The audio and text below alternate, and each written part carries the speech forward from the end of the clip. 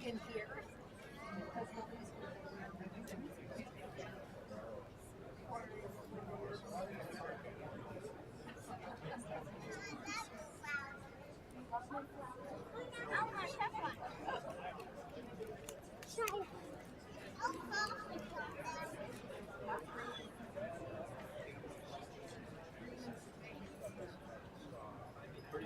Pretty delicate, but you can't touch them.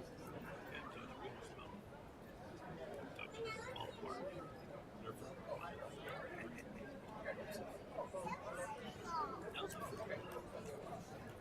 That was your day.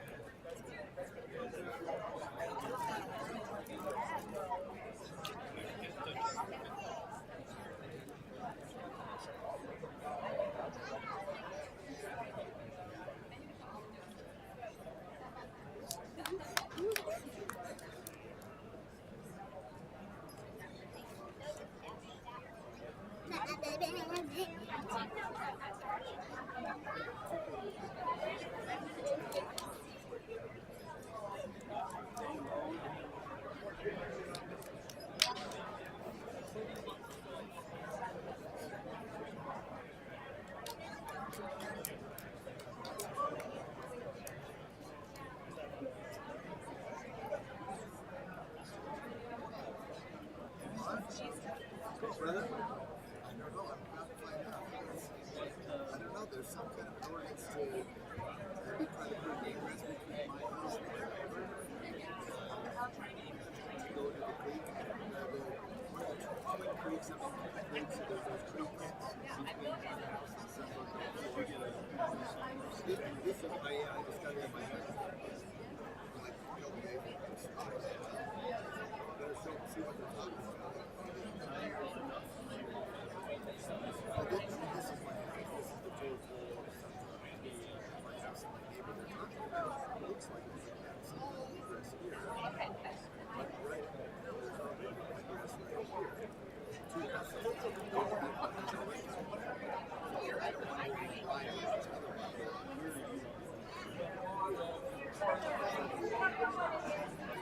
The egress now is on the other side of this one. They're talking about this. I don't know how he could egress. Yeah. I don't either. I don't either. That's why I'm here. Okay. You're going to show up there. My neighbors goes.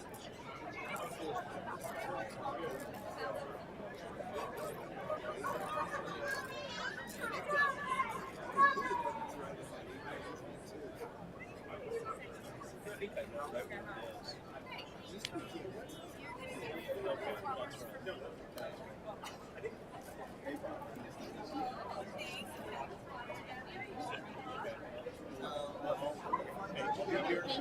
Together. If I need any eyes, I'll look. Say, Mark, give me an eye.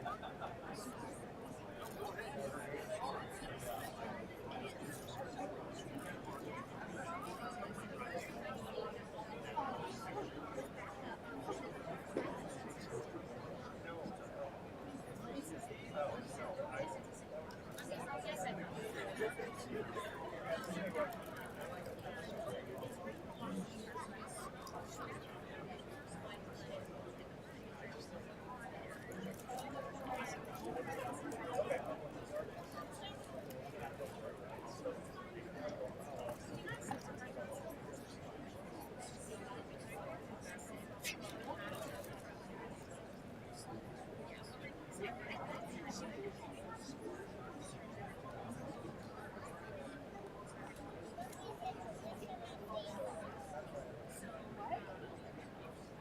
of match here. Kind of match here. I have a hard time with it too, but I need somebody here. I'm really sorry.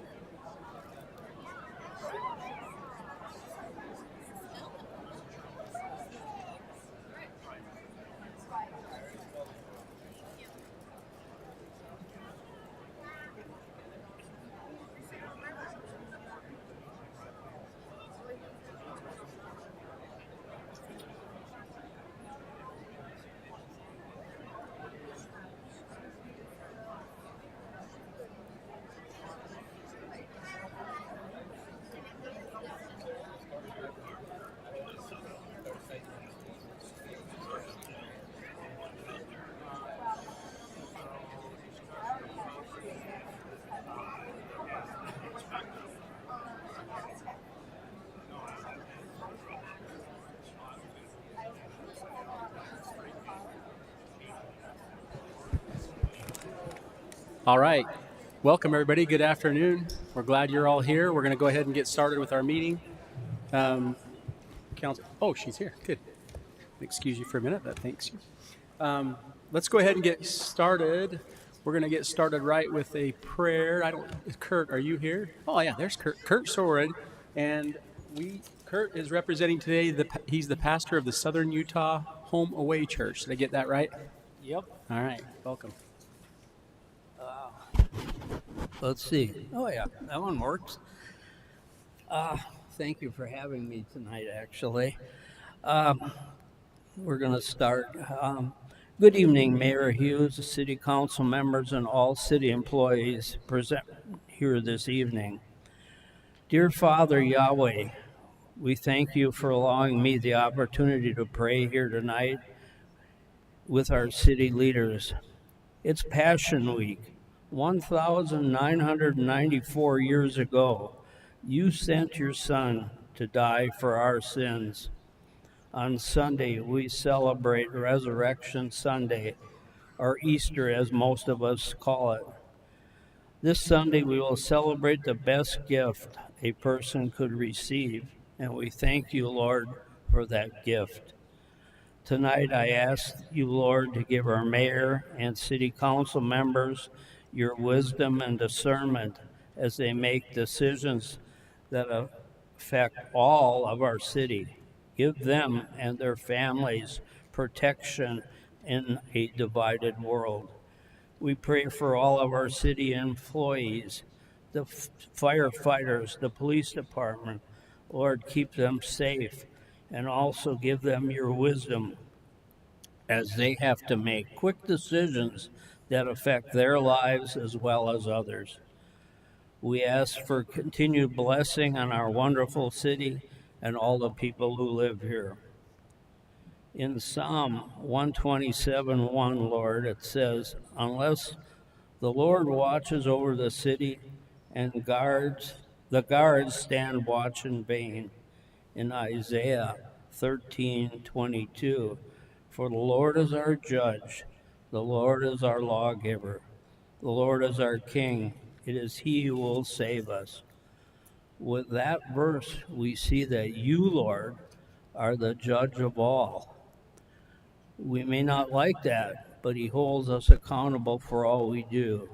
He put you all in office to do His will and make godly decisions on all that comes before you. We know that's a lot of responsibility, but God, again, we ask you to give them your wisdom and make the tough choices here tonight, the council as well as Mayor Hughes. As I close this prayer, I ask you, Lord, to continue to bless our country.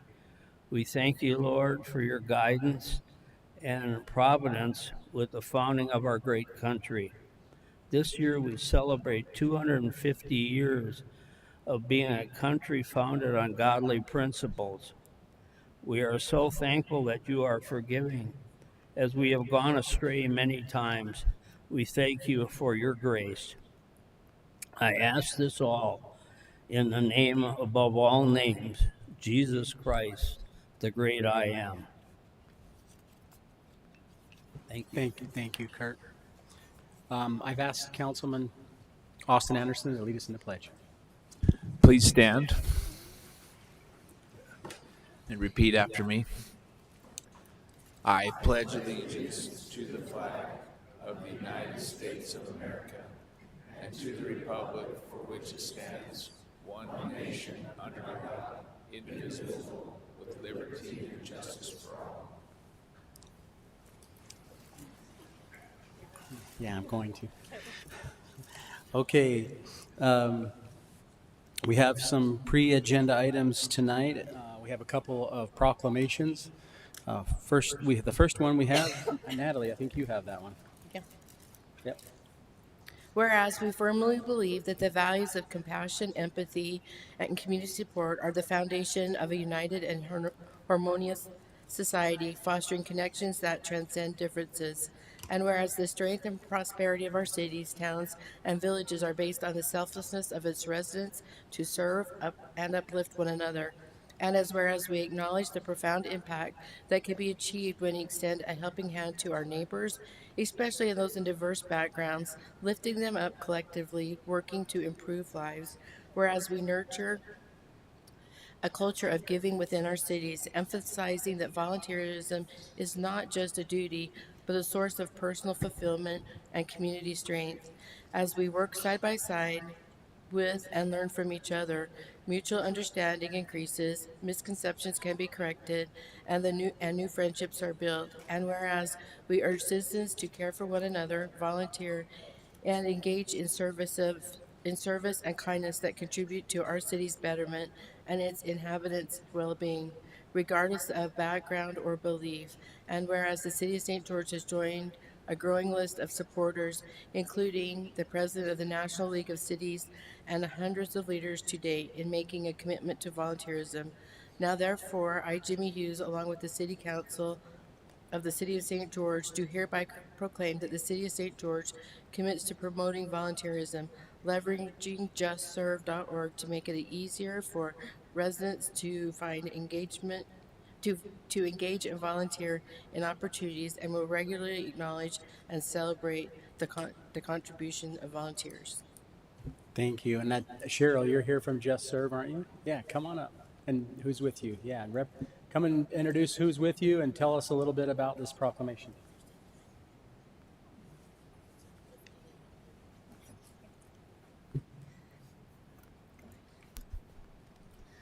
All right, thank you for reading out that proclamation. We're really excited about this. This is Larry and Cheryl Young, and I am Tammy Salmon. We are Just Serve specialists here in St. George. And let me just tell you what this award is all about. This is really exciting. The Just Serve City Award recognizes cities demonstrating exceptional commitment to community service, volunteerism, and collaboration between civic, faith-based, and nonprofit organizations. It highlights cities that use the Just Serve platform to build a culture of service, connect volunteers with opportunities, and foster an inclusive, compassionate community. Just Serve Cities are recognized for their commitment to connecting volunteers with meaningful opportunities and encouraging inclusive service for all ages and backgrounds.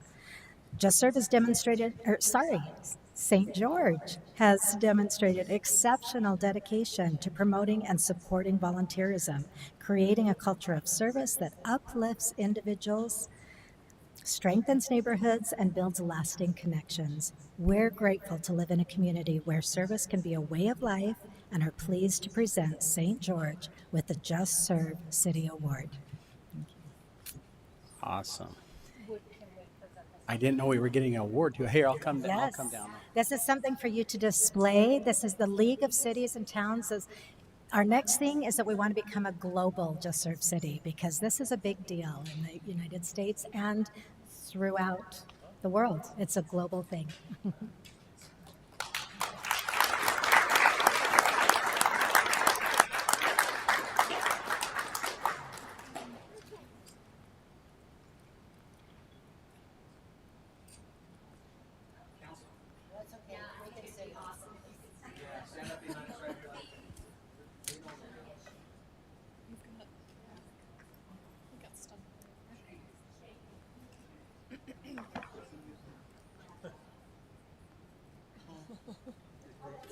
Yeah, we're ready to be seen.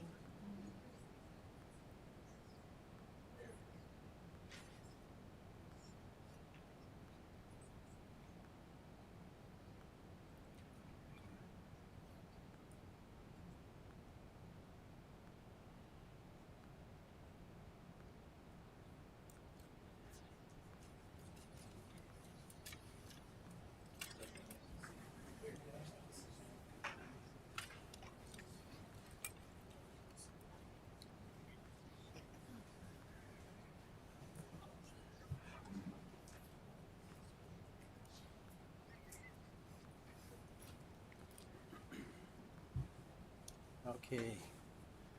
Thank you for that. All kinds of opportunities to serve in our community. We always have good volunteers. Okay, Danielle, next. If my voice will stay with me. Whereas in Utah, 1 in 3 women and 1 in 6 men will experience intimate partner violence in their lifetime. Compared to the nation, it is estimated that Utah has higher rates of sexual assault. And whereas, as sexual violence is a prominent and pervasive issue, it is necessary to provide services, support, and believe survivors of sexual assault. And whereas there is a dire need for prevention efforts directed towards ceasing the occurrence of sexual assault. And whereas cities can increase the quality and togetherness of their community by creating an environment where sexual assault is unacceptable. And whereas together we can continue to strengthen prevention, support healing, and create a community where everyone feels safe and valued. Now, therefore, I, on behalf of Jimmy Hughes, Mayor, along with the City Council of the City of St. George, Utah, do hereby proclaim April 2026 as Sexual Assault Awareness Month in the City of St. George in recognition and support of survivors of sexual violence, honoring those who have shared their stories, and advocates such as Southwest Forensic Nursing and Healthcare who have led the way. Their courage reminds us that prevention is possible and that each of us has a role to play. Is Brennan here? Come on up. There you are. We met the other day and had a great conversation. Good evening, Mayor and Council. Thank you so much for this proclamation this evening. It means so much to survivors worldwide, and we just want to say Southwest Forensic Nursing and Healthcare stands in solidarity with all the survivors here in Utah and worldwide, and it means so much for the Council to make this official here at home that April is Sexual Assault Awareness Month. So thank you so much. We will be attending a lot of events this month, so please come out and stand with us. Repost on social media. Feel free to wear teal, which is the official color, and thank you again. Really quickly, Brennan, will you give just a brief synopsis of Southwest Forensic Nursing and what they do? That's so important. Thank you. Yes, so we operate a 24/7, 365 day-year hotline where survivors can call and get care around the clock. We provide a forensic exam by specially trained nurses. who do this outside of their normal job. They're on call 24 hours a day to respond to folks who are in dire need of that care. And we can meet people at our clinic, which is a really private space, also any of the major hospitals in the area. Great. Thank you for that and for what you guys do. Thank you, Mayor. We'll want to get a picture as well, so come up and council will assume the position again.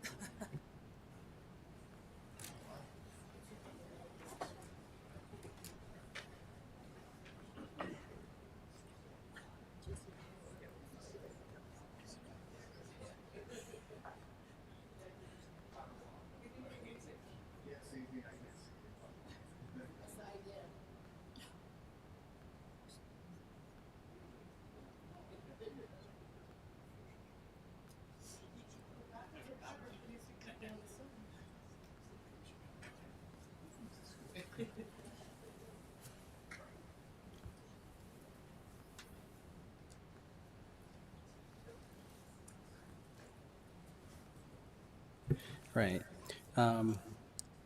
We have one more. We're going to do that a little bit later. So, we okay with C? Are you doing that? Who's doing that? I'm doing that? Okay. Jeez. Okay. Right now, we have a interim finance director. And we need one that will be able to be the finance director. And so this interim finance director has been doing more than just what a finance director does for quite some time now. And so it's with great pleasure that I would like to appoint to the finance director the one and only Tiffany LaJoyce. So.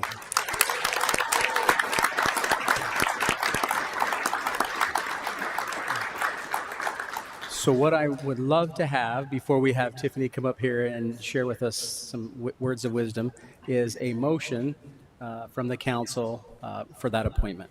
So moved. Second. So we have a motion from Natalie and a second from Danielle. All in favor, say aye. Aye. Any opposed?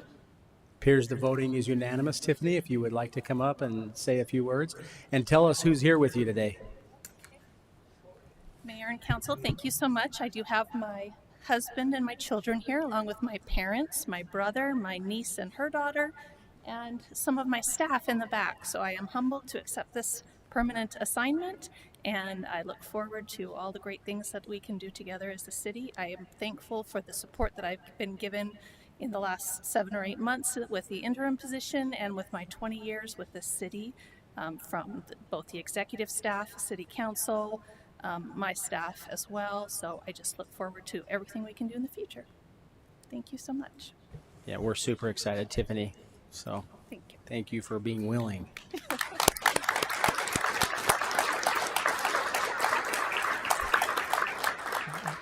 Just this week, I had the opportunity to welcome the conference, the Utah UGFOA is the acronym. Utah Government Finance Officers Association was here in St. George, so that's all from people from all over the state, of which Tiffany is a part of that group. And it was fun to talk a little bit about the people that are there to make sure that people like us up here who are making promises that we may not be able to keep don't do something we're not supposed to do, or make sure we have the money to do it. So we're super grateful for those people. They're really behind the scenes, making sure that the government's working correctly. And when and if we get audited and when we do our audits, that's the person. Tiffany's the one that makes sure that we always get clean audits. So we're super appreciative of that. So thank you. Okay, next up is Shane. Are you doing this? Okay, come on up.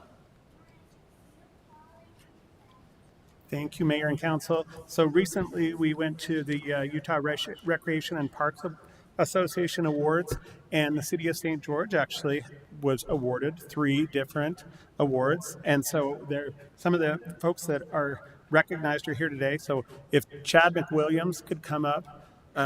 We have an incredible partner in Greater Zion, and the URPA Partner of the Year Award, which is a pretty big deal, went to Greater Zion this year for their help to the City of St. George and Parks and Recreation.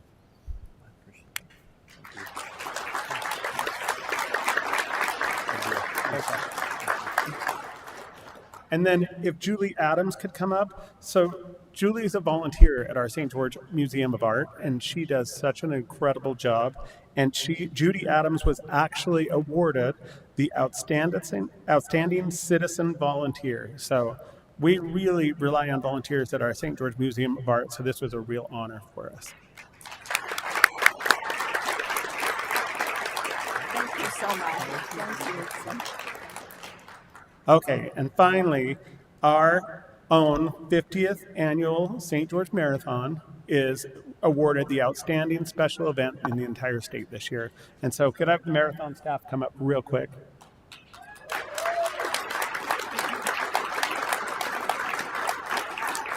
These guys work so hard for this, and I'm going to actually ask Michelle just to give us a really quick update on the numbers. You think you'll be pleasantly surprised. So Jordan, here's your...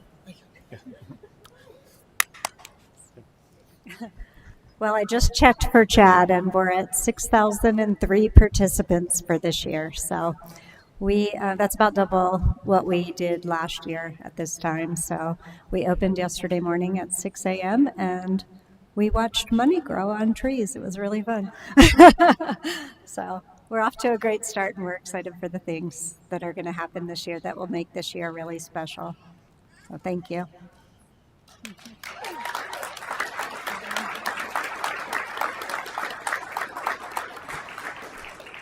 You want to do a picture now with everybody? Yeah, so we want all three of you, if you would come up with your awards, and so we can get a picture.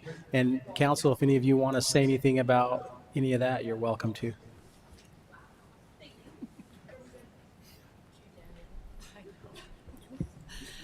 All right, since we get an opportunity to talk about the marathon staff and all of our park staff, I have to say that what an amazing group this is standing right here in front of us.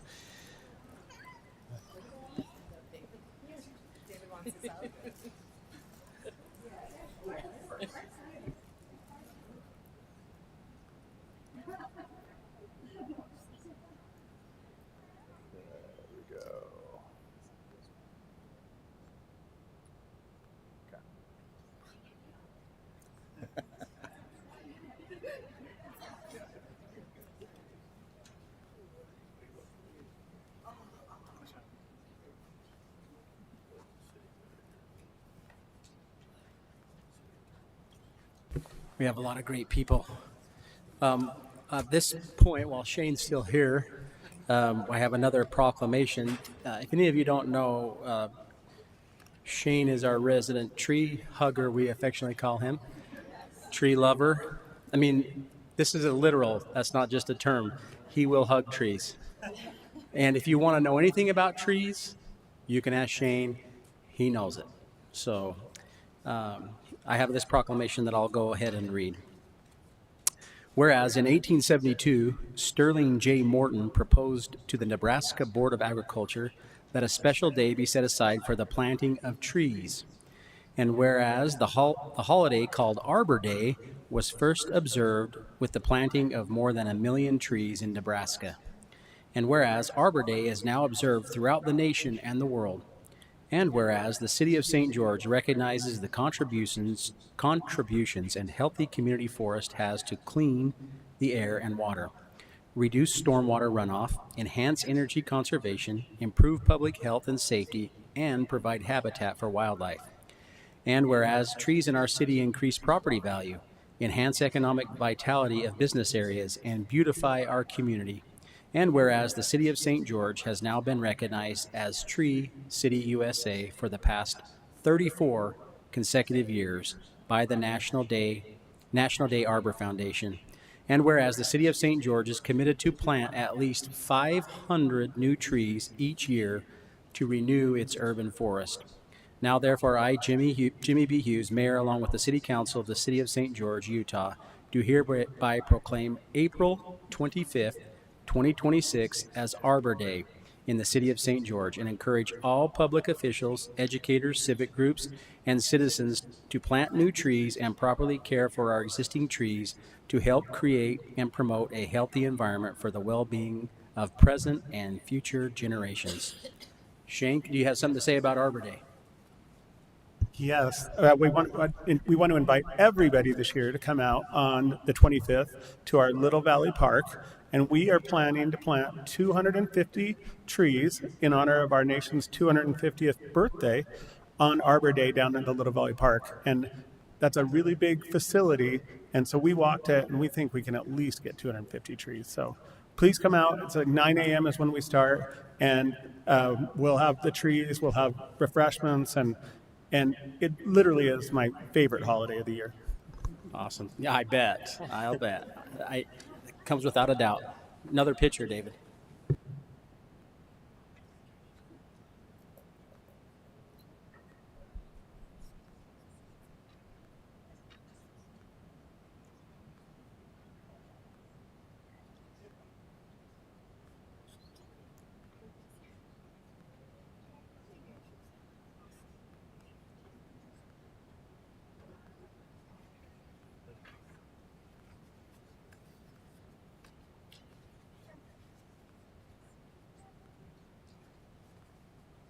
And there are no coincidences. That actually falls on Shane's birthday.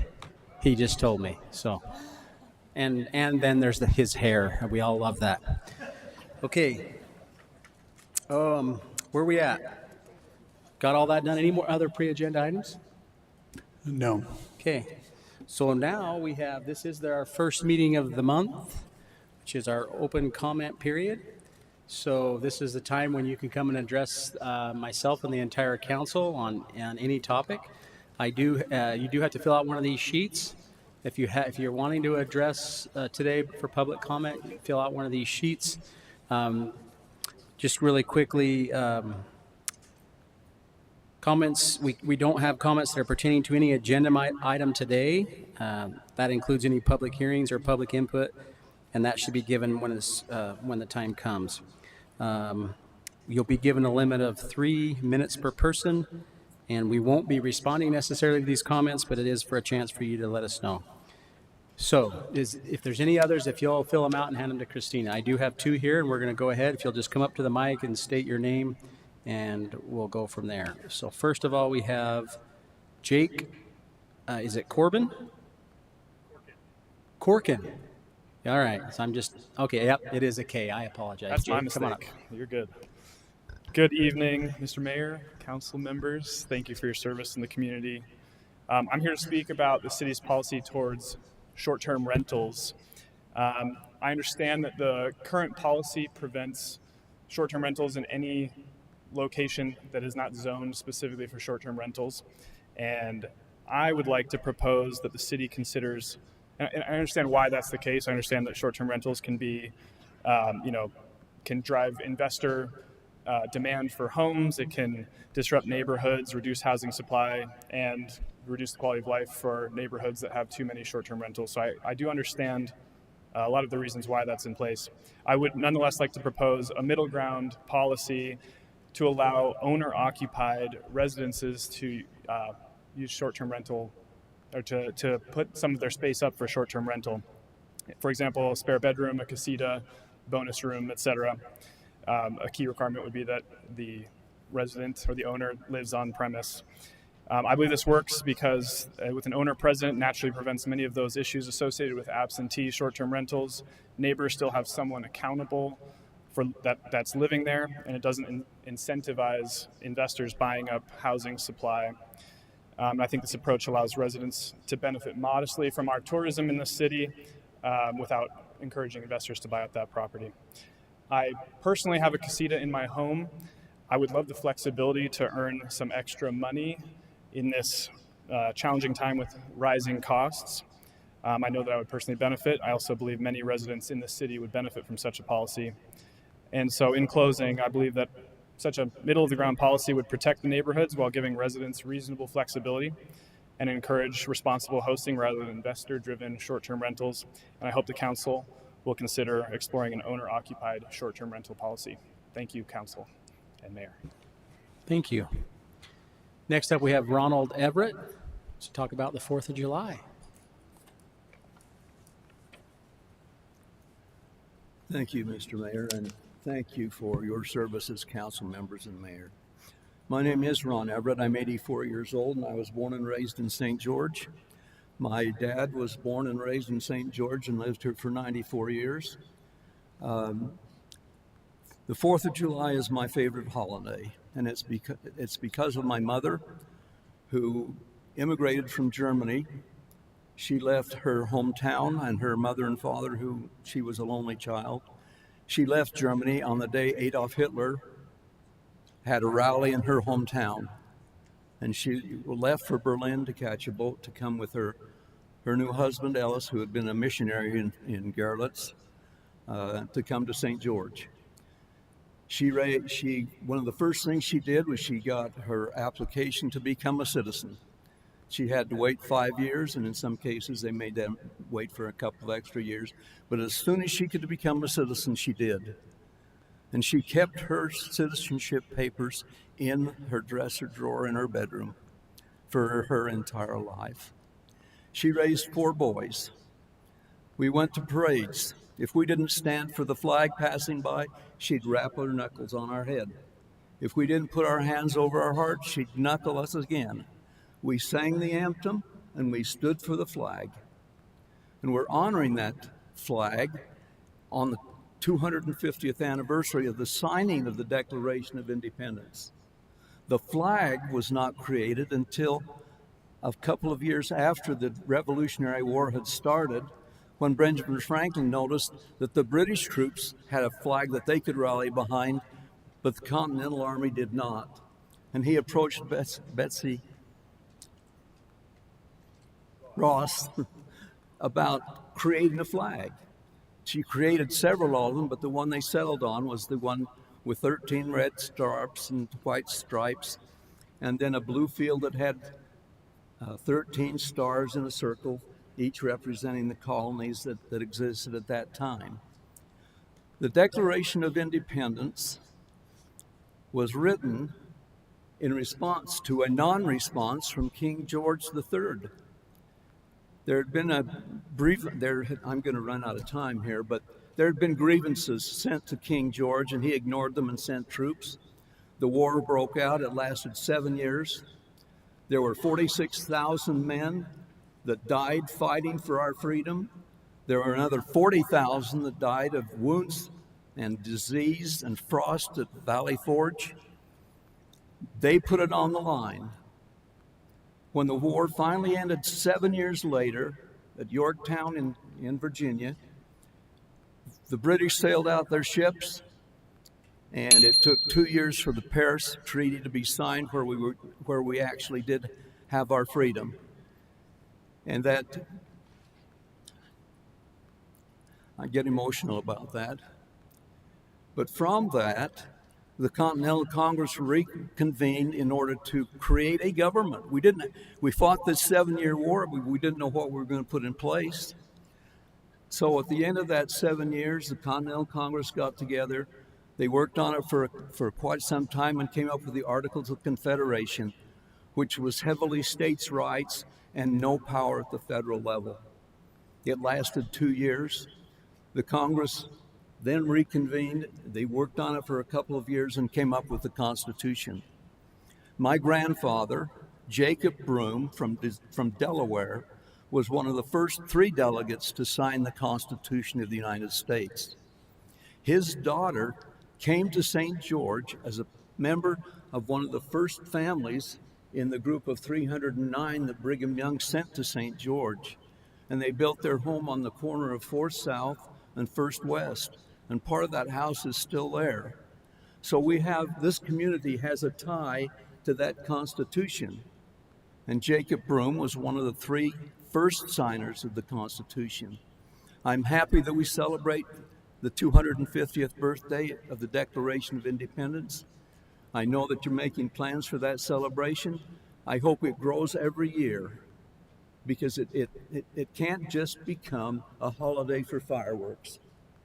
We've got to do more, and I'm glad to see that you're moving in that direction. And I thank you for that. I thank you for your time, and I know I went over, but that's what I do. Thank you. Important stuff.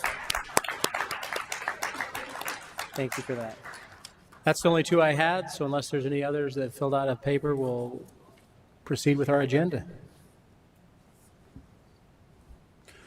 Item number 3 on the agenda is the consent calendar. There's 7 items on the consent calendar this evening. Staff has reviewed these and recommend approval. These are administrative items, and staff does recommend approval. Council, any discussion, questions, or a motion? Mayor, motion to accept the consent calendar as presented. I'll second. We have a motion by Danielle and a second by Austin. All in favor, say aye. Aye. Any opposed? Motion carries unanimously. Item number 4 is a public hearing and consideration of resolution number 2026-006R to review and approve amendments to the fiscal year 2025-26 budget. Good afternoon, Mayor. Good afternoon, City Council. Staff requests to amend the budget for the replacement of the roof of the Dixie Academy building. The current roof is over 25 years old, very outdated, very worn, and in desperate need of replacement. And so this funding will include new asphalt shingles, new cement board fascia, restoration of the soffit, and install new exterior windows and all the surrounding areas of the windows, including stabilizing and lowering all 4 chimneys. Funding is available through the Community Development Block Grant funds the city received as part of the annual allocation for FY26. Staff requests to amend the budget in the amount of $355,000 for the award of the contract and to provide a contingency for any unforeseen items on the project. And we just have 1 item today. That's the only amendment. Okay. Now this is a, do you have any questions while Jared's up here? Anybody? Okay, so this is a public hearing. So I will go ahead and open up the public hearing for any who have come to speak to this topic. You're welcome to come up to the microphone. All right. Seeing none, we'll come back to you, Council. Mayor, I'd like to make a motion that we approve item number 4, resolution number 2026-006R. Second. So we have a motion by Steve, a second by Natalie. This is an ordinance requiring a roll call vote, starting with Steve. Steve Kemp, aye. Natalie Larson, aye. Danielle Larkin, aye. Michelle Tanner, aye. Austin Anderson, aye. Motion carries unanimously. Thank you. Item number 5 is a public hearing and consideration of ordinance number 2026-023, vacating portions of a platted roadway located at 200 East Street and 300 East Street, south of 700 South Street at the driveway entrances servicing Dixie High School. Okay, I'm standing in for Wes today. Hope that's okay. This is, there are 2 portions of city roadways that are requested to be vacated. Without the image on, it's just right here next to Dixie High School. It's 300, well, the extension of 300 East and 200 East. It's where you can see that it's part of an old platted roadway. The actual document that you have in your plat or in your packet are these 2 documents. The idea is these roadways are part of their parking lot. The school intends to come back and adjust some property lines. It has to do with, let me pull that back up. Right in here. So their intent is once we vacate these roadways, and we're going to hold off about 25 feet where this traffic signal is over at 200 East. But once we vacate these roadways, they intend to come back and readjust some of these property lines. Like the old city pool, part of it is on their property, and they just want to adjust them. So this is the first step with that.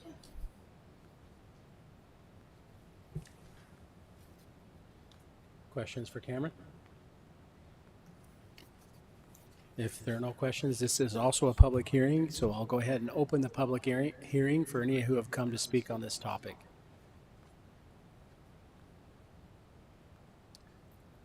Seeing none, I'll close the public hearing and come back to you, Council, for your motion.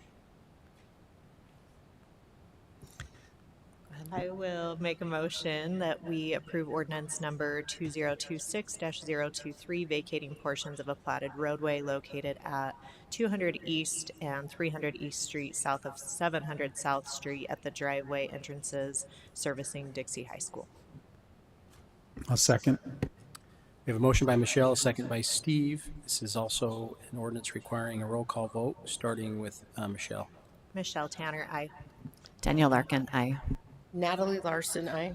Steve Kemp, aye. Austin Anderson, aye. Motion carries unanimously. Item 6 is a public hearing and consideration of ordinance number 2026-024, vacating a portion of a 7.5-foot wide public utility and drainage easement, along with a 10-foot wide ingress and egress easement for maintenance located along lots 78 and 79 of Twin Creeks at Stonebridge, Phase 2 amended and extended. This item is to, as John mentioned, to vacate a couple of easements. It's the regular MUE or the utility easement on the side and back of these lots right here, where the red is indicating, and also the side of this lot. This image is showing that there's an additional easement to maintain that wash, halfway wash. However, we have full access next to the golf course, and it's very steep right there. So staff has looked at it. This has gone through JUC, and we've analyzed this thing. Our JUC members are okay with it. Staffing is okay with it. But it would vacate the two easements, the 10-foot access, egress, ingress easement for maintaining the wash, and the utility easement along the property line between these two lots, and then in the backside of these two lots. The intention of this property owner is to come back later and fix the property line between the two homes. The wall is a little bit off, and so this is the first step for that.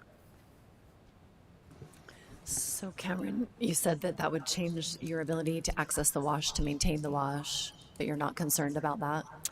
No, we have, if I can get back to this, we have full access from Sunbrook Golf Course. If we were to try and go back behind those lots, they have walls, they have pools right where this location is, what's being vacated. Where the green line is, we also have a sewer line easement, and if we needed to get back there, we can go through there. But just where these two lots are that's being vacated, we don't need that.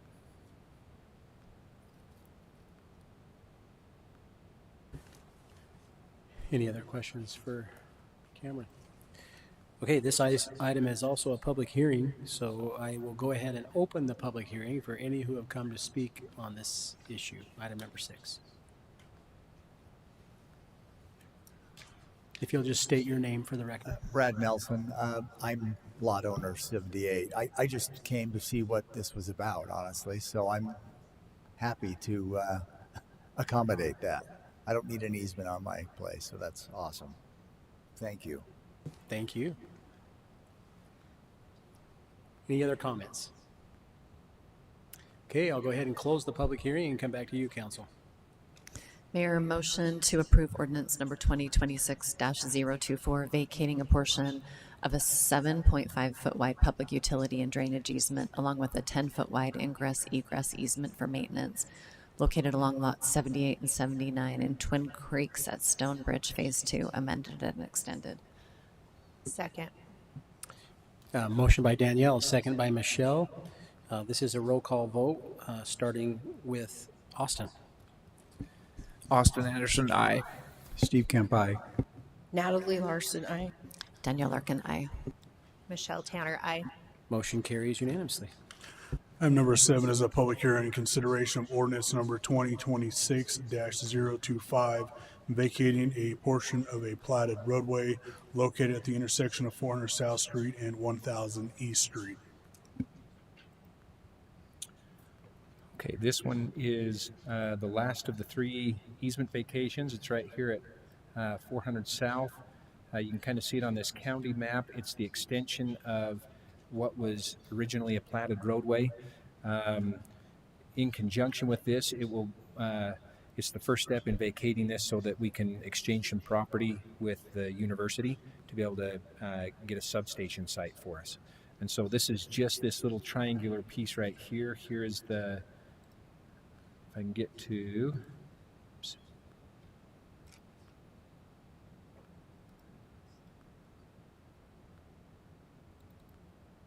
Right there.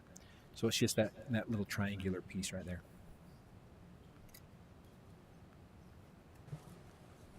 Any questions? Cameron assumed you didn't have any. He's already sat back down, so. No, you're fine. This is a public hearing as well, so I'll go ahead and open the public hearing. Remember to state your name for the record.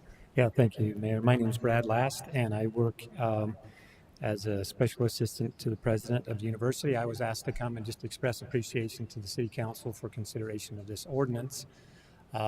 Obviously, you were part of the new substation process down there, and we're anxious to have the old substation moved, anxious to participate in the building of a larger substation on property that we're exchanging. So just would encourage you to pass this ordinance. Thank you, Brad. Anyone else come to speak on this issue? If not, I'll go ahead and close the public hearing and come back to you, council. I'll make a motion to approve consideration of ordinance 2026-25, vacating a portion of a platted roadway located at the intersection of 400 South Street and 1000 East Street. I'll second. So we have a motion by Natalie and a second by Austin. This is a roll call vote, starting with Danielle. Danielle Larkin, aye. Michelle Tanner, aye. Natalie Larson, aye. Steve Kemp, aye. Austin Anderson, aye. Motion carries unanimously. Item number 8, consider approval of resolution number 2026-007R, approving a memorandum of understanding between the cities of St. George, Ivins, Santa Clara, Washington, and Hurricane for the purposes of establishing a coalition to guide local planning and implementation of stormwater management practices and procedures. This item is actually an existing memorandum of understanding. This is an update to that or amended MOU to add Hurricane to the list or to the MOU, and then update the mayors that are part of that. Other than that, there's no change. We currently have a stormwater coalition, and they get together, coordinate, plan to deal with the regulation with the NPDES, the National Pollutant Discharge Elimination System.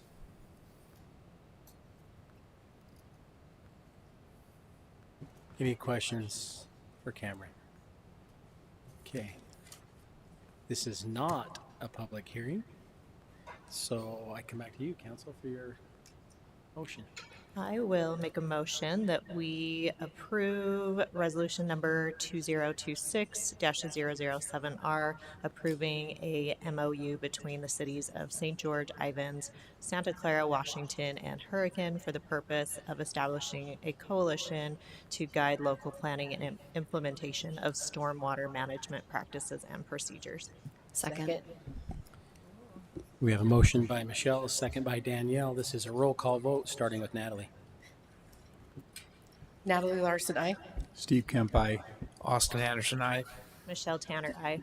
Danielle Larkin, aye. Motion carries unanimously. Can I make a comment? Does that mean it's going to rain if we're worried about stormwater? I think that's a positive sign, right? If it doesn't rain now, especially when we just got the windows all washed, there's something wrong. Item number 9, consider approval of ordinance number 2026-011, amending the city's general plan by changing the land use map from commercial to MHDR on approximately 8.91 acres generally located west of Dixie Drive and south of Canyon View Drive. Good evening, everyone. So just as a reminder, we saw this one back on February 19th, so this is just a continued item. Just a reminder of where the location is. It's south of Canyon View Drive and just west of Dixie Drive. Current general plan is commercial, and the current zoning is R110 and PDC. So as part of that last continuation, there was a couple of items that you asked us to address. So we're going to address some of the last general plan amendments and zone changes.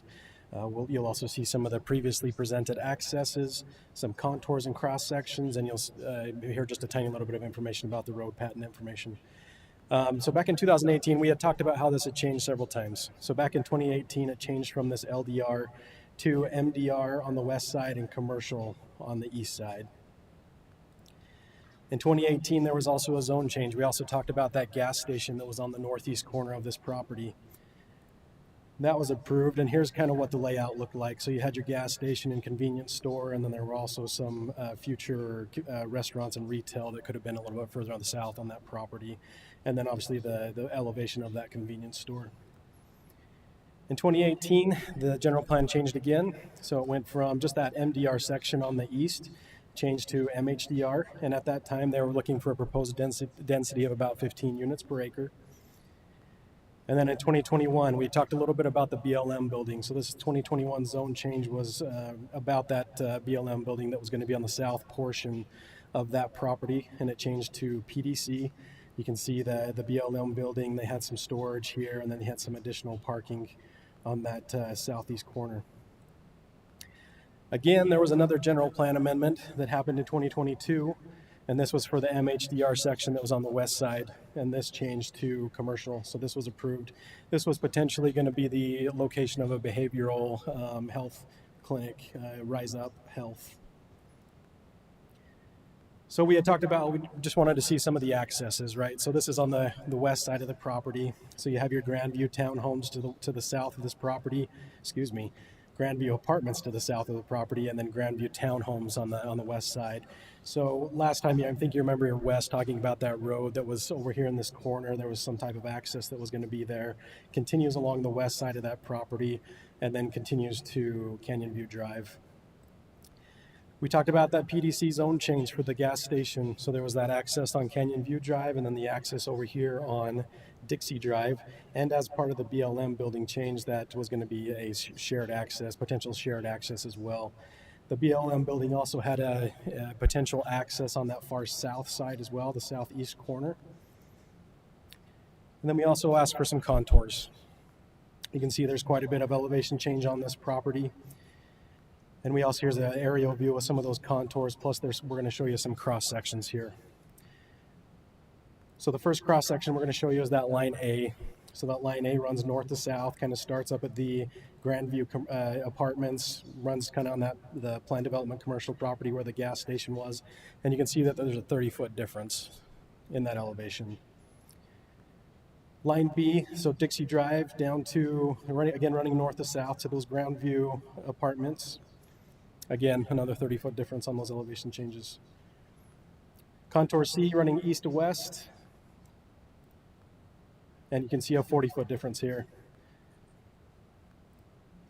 And then line D, just a little bit further to north, still running east to west. Again, another 40-foot elevation change. A little bit about the road patent is that talking about the city attorneys, that this is considered an access easement only.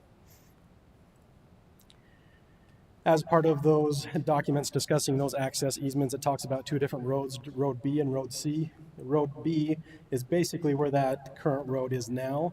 And there's also, it's a little hard to locate exactly where that other road is, but it's over here on the southeast corner, not very big, about 100 feet long. And then just a reminder that the Planning Commission approved it with a 5-to-1 vote. There was no public comment on it and no conditions. And I can go back through any of these slides if you'd like to see them again, and the owner and the applicant are here if you have any questions for them. Thank you, Brian. Any questions for Brian? Brian, the road that is, sorry, if you can go back, I think you're calling it Road B.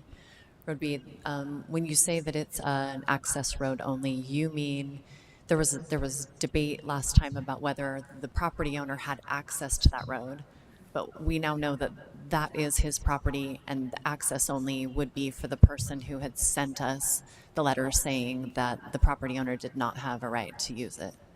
That's our understanding, correct, Ryan? Yep. Okay, just wanted to clarify that.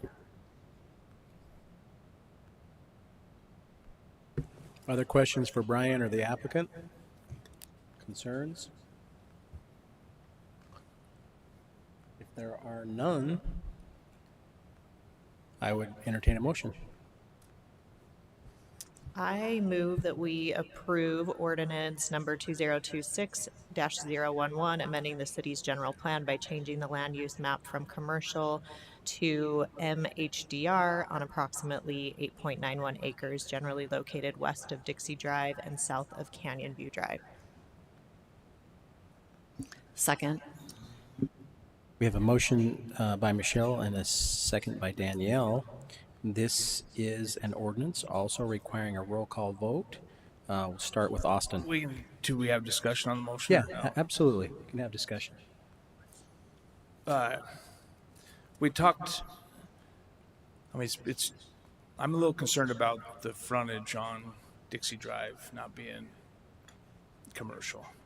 I'm okay with the back portion of it to be the MDR.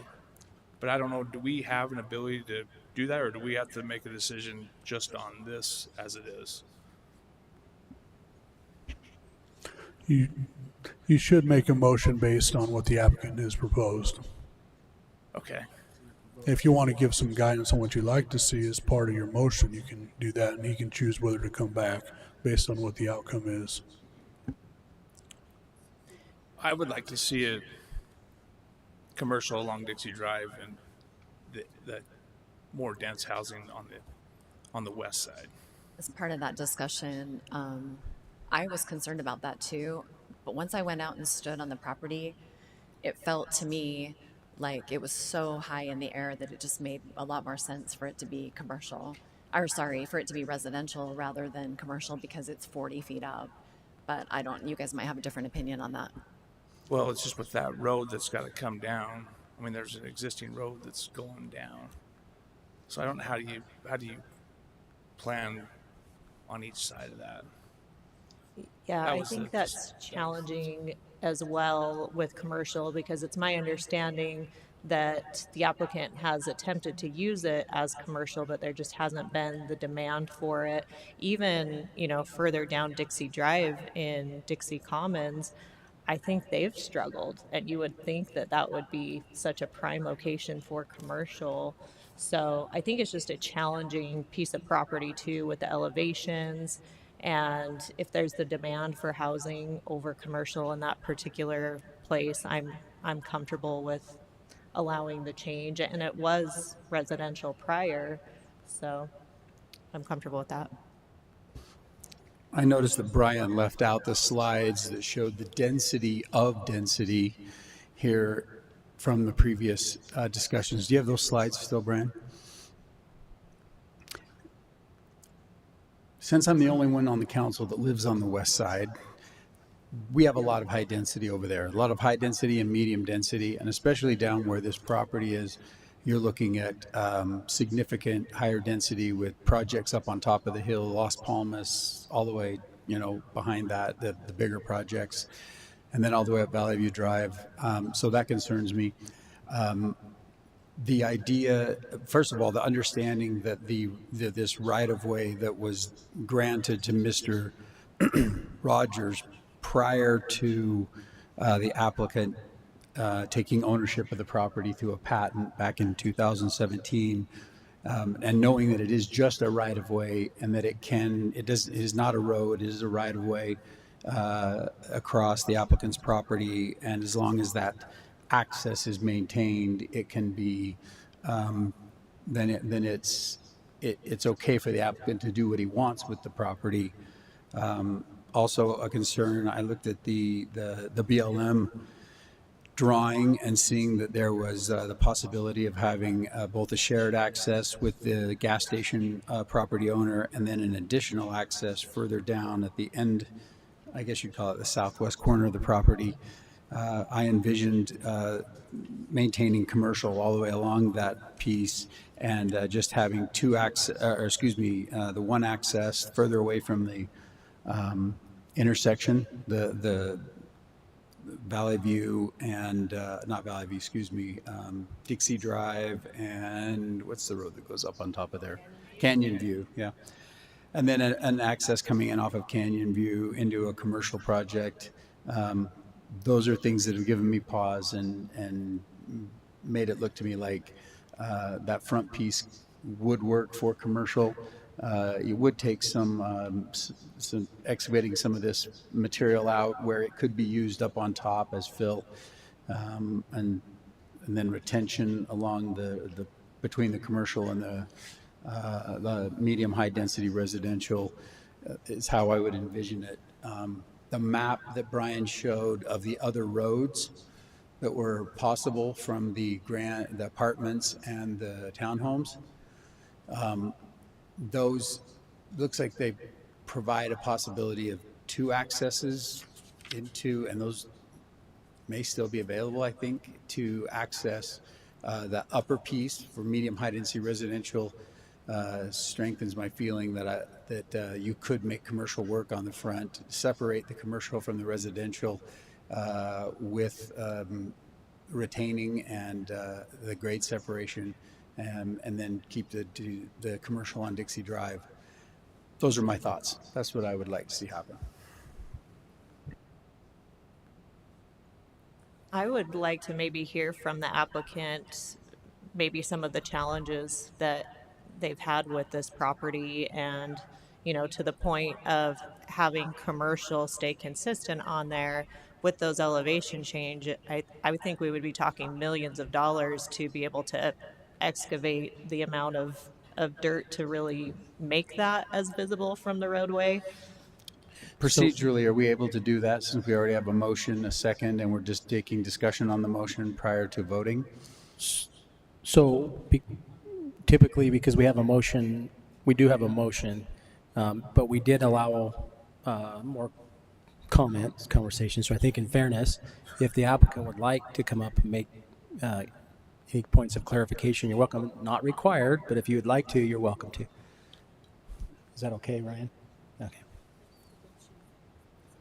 Thank you, council and mayor, for taking the time and allowing me to come here.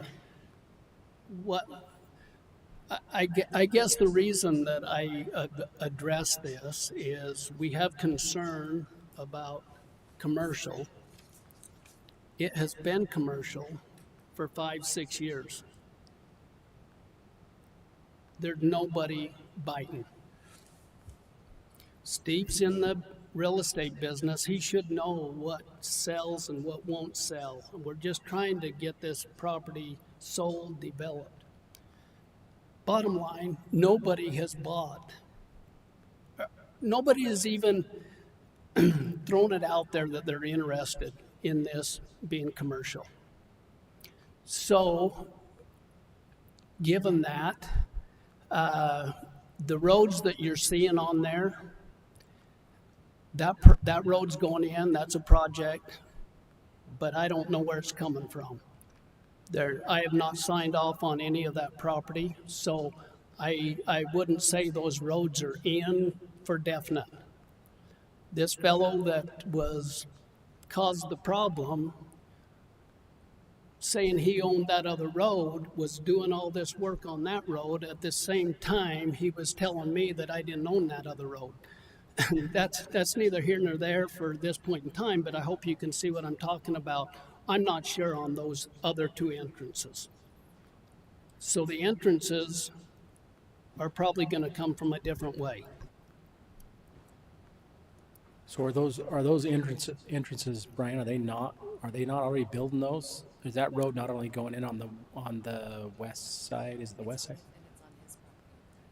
I think in talks with Lonnie here, I think he said that they are currently, from what I understand, thanks, Lonnie. Oh, you're good. You're good. No problem. From what I understand, from what Lonnie said, I haven't been to the site, but it sounds like they are starting to build some type of roadway along that west property line. Is that correct, Lonnie? Yes. Yeah. Go ahead. Where that bottom arrow is, where there was talk 2 years ago of that road coming into the apartments. Where that is, they have got that road, which I planned on cutting that corner down because that's the high spot of this property. They have built that road up 10 feet above the high part. So to be able to make that road work, I was up there today with excavators, and they said, I don't think there's any way that road can come off and down to where those apartments are. They've not looked into accessing that off of that road at all. Anyway, we can't really go on that right now because I have never gave approval for that road to be built on my property, which it has been. But now that doesn't necessarily affect the motion that's before us today. That can still be worked out. That's correct. Okay. All we're after today is just zone change. Perfect. Does anybody have any questions specifically for the applicant? I think actually what you're after today is a general plan amendment to medium-high density residential, which will then be followed up by zone change. Mr. Gubel, I appreciate you mentioning that I'm in this business. I received this flyer today on my email from your broker to sell this property for about $16 a square foot. I think the reason why you haven't seen any action on this property, being someone in this industry, is that it's probably a little bit overpriced. Now, that's a debatable issue. People can argue that back and forth one way or the other, but for a piece of property that needs work like this one does, I think that price per square foot may be a little bit high. Okay, I can take care of that too. I had 2 different real estate agents that do quite a bit in town. One told me it was $17 a foot. One told me it would be priced at $16 a foot, would be what it would be good at. I am currently pricing it at $12.75.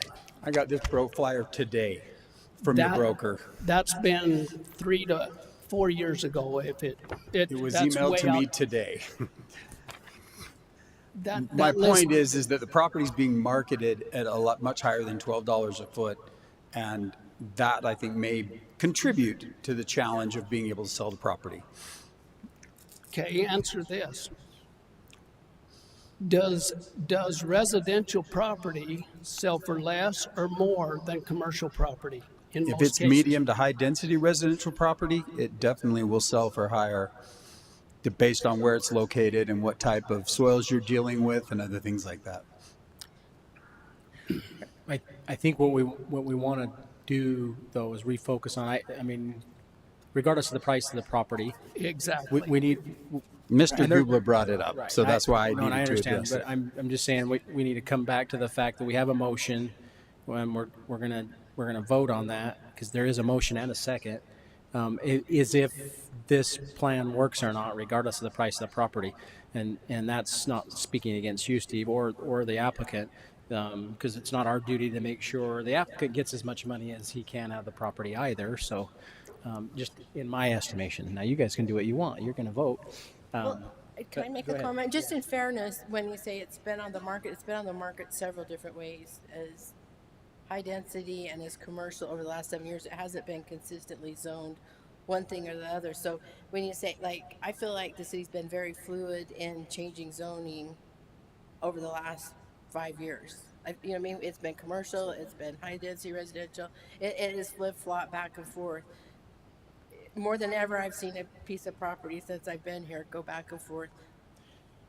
As you know, as far as that, and so it's hard when you look at general plan and planning, because we have to look at the whole city, and we have to look at the future of the city. We have to look at what Gap Canyon is going to turn, what's going to turn Canyon View into right there. And I do look at density, and there is a ton of density out there, and maybe you don't see it yet because it hasn't been built. But those people have come in for the zone change for the high density, and it does, you know, create a lot of traffic, a lot of people when we have that high density in just one location. I think to that point, though, of our zoning being fluid, is it has. I mean, it was residential before, changed to commercial. You know, we do this all the time in different areas of the city. We do have a housing shortage, an affordable housing issue. That is, for whatever reason, and maybe it'll change in the future, a challenging area for commercial. Even the existing commercial areas out there, I believe, struggle. I would disagree. The Dixie Commons area was all built out as one big project, and then it filled up very slowly. From my understanding, there's very little vacancy left in the Dixie Commons project. So I think that Dixie Drive is taking off on a commercial level, But it has, I will agree with you that there has been some vacancy at that 1600 South and Dixie Drive intersection in the past. Yeah, and like I said, maybe as that area expands and grows, that will change. But I guess I don't necessarily see that we need to be now not willing to be fluid in the zoning when we have been fluid for so long. Let me just say, thank you, Michelle, but that area that is filling up now, but they've struggled with getting their commercial off the ground, just down the road a half a mile.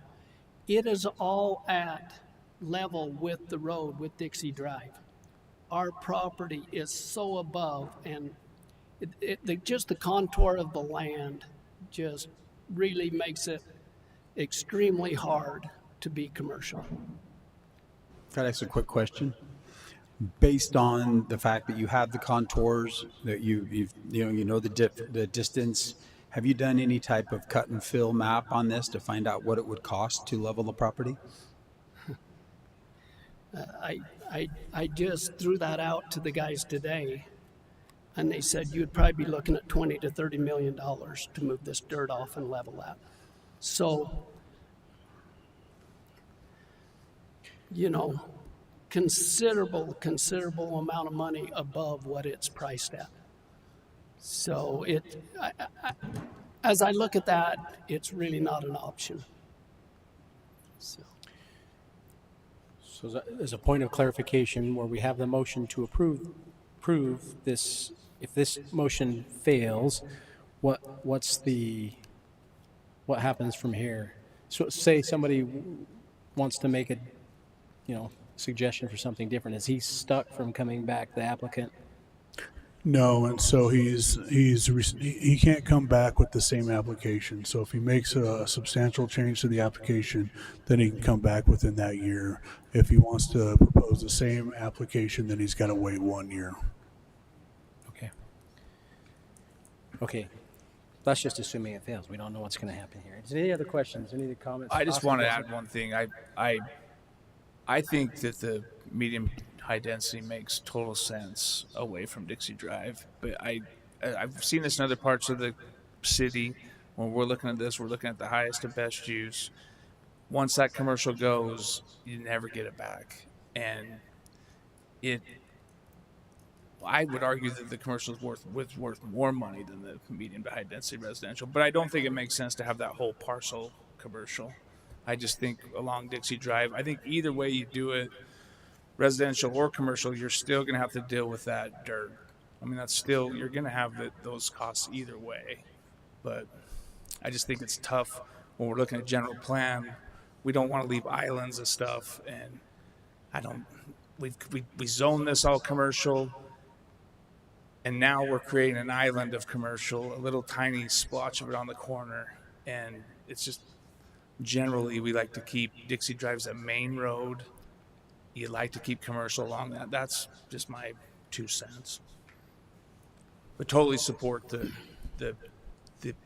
I think if you go back to the 2022 zoning map, they had commercial along Dixie, medium, high on the other side, and I think that is a great mix. But I agree with that. Council, could I?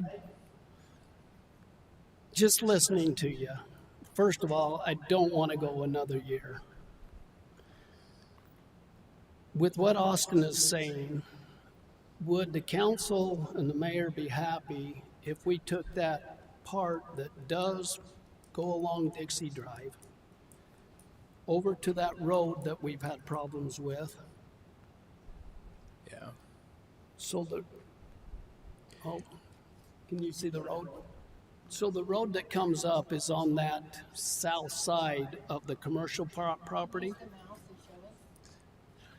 I'm not technology savvy. Does that work? Does that one work? Okay. So, yeah, so the road, you can see the road coming out. And that's the part that follows Dixie Drive. Yeah. If we left that commercial, would we be okay with the balance? Going to the MDR. That would be a substantial change, correct? So that wouldn't require him to wait a year? Yeah, I mean, he could, and Ryan, you can weigh in, he can amend his application to propose that, and the council could consider it. Now? Or It could be approved as amended, and then we would come back with the ordinance updated with those changes. okay, but that would require us to withdraw a motion, though, right? Or do we just go forward on that and then? Amend the motion. Okay. I got ahead of myself, I guess. I'm sorry, but I'm just.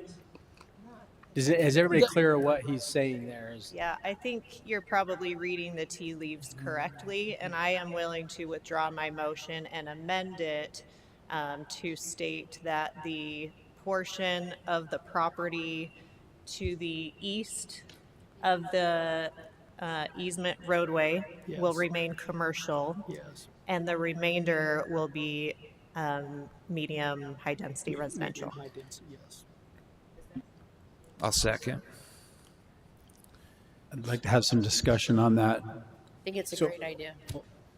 Hold on. Make sure I'm doing this right. We had a motion and a second. Does Danielle?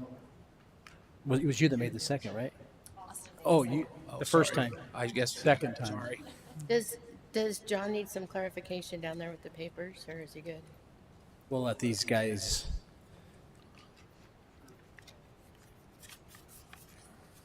So the original motion.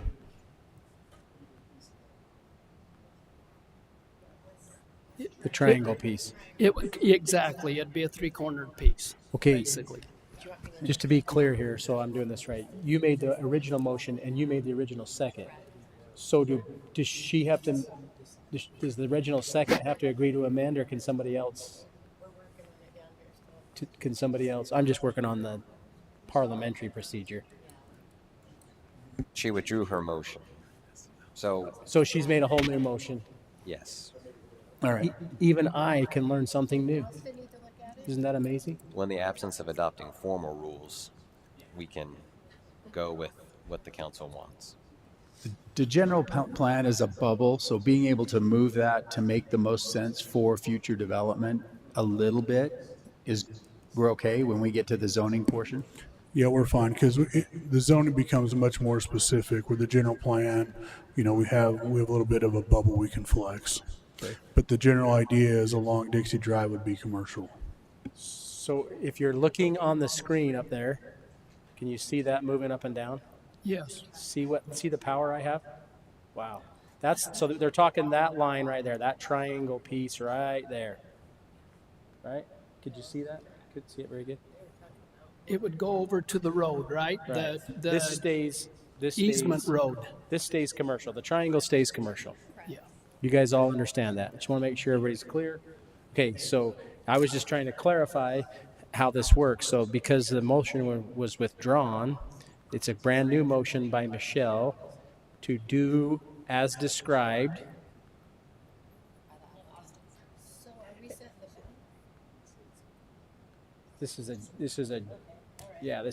So we clear as mud? Okay, so we have a motion by Michelle and a second on this amended motion by Austin. Is there any further discussion? Seeing none, this is an ordinance requiring a roll call vote, starting with Austin. Aye. Steve Kemp, aye. Natalie Larson, aye. Danielle Larkin, aye. Michelle Tanner, aye. The motion passes unanimously. Thank you for your hard work on that one. Item number 10, consider approval of ordinance number 2026-026 to amend the White Dome Apartments PDR, generally located east of River Road and north of White Dome Drive, for the purpose of adding signage.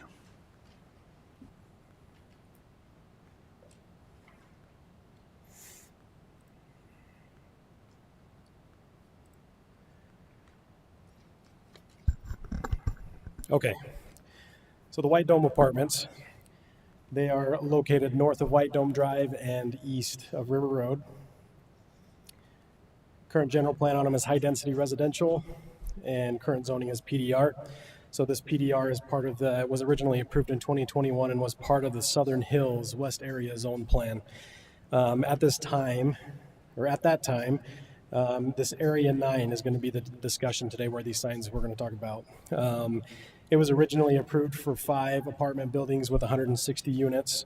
In December of 2021, it came back through with a plan development amendment for the White Dome Apartments. At that time, no signage was proposed, and would be required for any signage to meet Title 9-13. So far, 3 of those 5 buildings have received their certificate of occupancy. And one thing that they would like to do, one thing about that PDR, is that they are allowed to come through and do an amendment to it to present signage that varies from the ordinance. You're going to see this chart again, but this gives you a general idea. There's some residential portion of code in 9-13, some of those requirements, and then also there's a section in PDR that talks about some of the requirements for signage. Check marks, obviously ones that they are meeting, and then everything else is something that they are proposing a change to. So just a couple of things technically. So 9-13 says they can only have two low profile signs, 2 per subdivision. They're looking to increase heights. They're also looking to be a little bit closer to the road. And so here are the sign locations. So we'll have a big monument sign that's going to be over on River Road, that would be along River Road. And then you'll have 2 smaller signs. That one will be fronting on White Mountain Drive, and then the other one will be on that access that kind of goes in between the apartments and that commercial area to the west and to the south. So again, part of they're usually only allowed per code to have 2 low profile signs and only 2 signs per subdivision. They're asking for 3. This is this big sign that's going to be over on River Road. So the maximum height per code is 48 inches or 4 feet.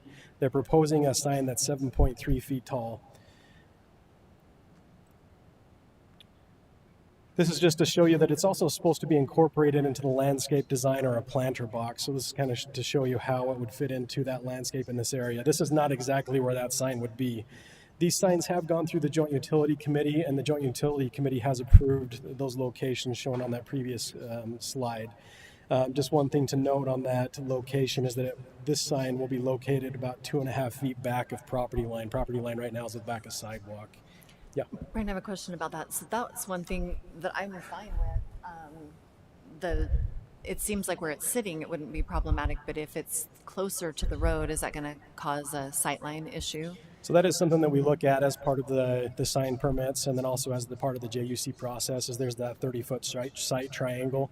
And so we do go through those and make sure that those signs will not be in that site triangle area, and this one is just outside of that. Is speed taken into account for that? Because those cars on River Road tend to go faster than just in a general neighborhood. So for me on River Road, that seems like it may be a problem and not is on White Dome Drive. But to me, that line of sight, because I know even sometimes those utility boxes seem to get in the way. I think the sign's beautiful. I just wish it was closer to the building. I'll let Cam speak on it.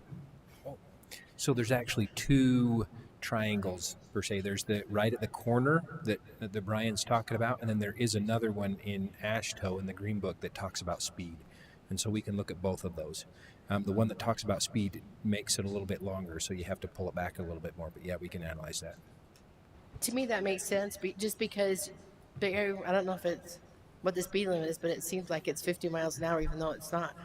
And we have big trucks and other things like that. So to me, I think it's a beautiful sign. I just think it needs to be nudged a little bit closer to the building. I would probably make that if this ends up going through a part of the condition that staff looks to make sure that it complies with those standards. Maybe just another note too on that 2.5 foot distance is that, so typically in the sign code, it says it has to be at least 10 feet back in residential areas as well. The problem with the 10 feet back at this location is that there's underground utilities in this location, and that's why JUC told them to move it forward to that 2.5 foot mark. As part of that JUC too, they also limited the height of the sign because of those overhead power lines. So just something else to keep in mind too when you're thinking about the height. When you say that they limited it, that's the height that we're seeing being requested is what they limited it to? That is what I understand. Yes. Got it. Okay. Yep.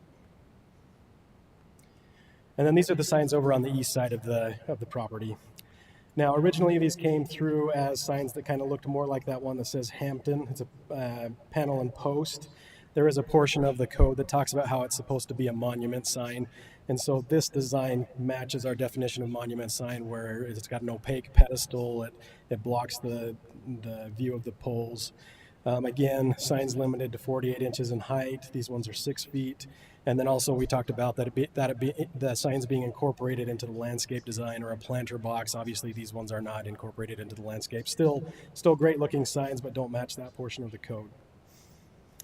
So here's that chart again. So again, number of signs, distance from property line on that one on River Road. Talking about the landscape planter boxes, the heights, all of them are over, right? Allowed 4 feet. They've gone 7.34 feet and 6 feet, and just the total number of signs in that subdivision. With that said, Planning Commission held a public hearing on March 10th, recommended approval with a 5-0 vote and no conditions, and I can answer any questions you may have, and the applicant is here as well. Questions for Brian or the applicant?